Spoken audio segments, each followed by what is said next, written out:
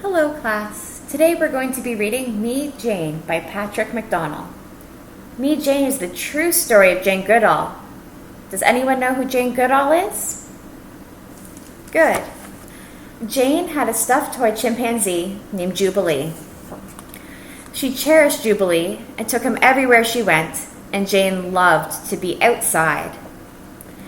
She watched birds making their nests, spiders spinning their webs, and squirrels chasing one another up and down trees. Can anyone tell me how many squirrels they see in the tree?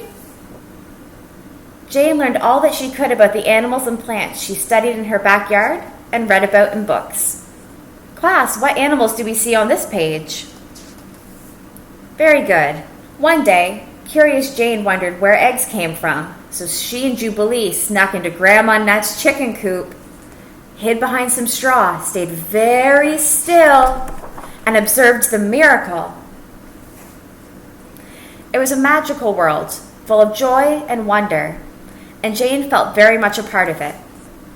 Jane often climbed her favorite tree, which she named Beech. She would lay her cheek against its trunk and seem to feel the sap flowing beneath the bark.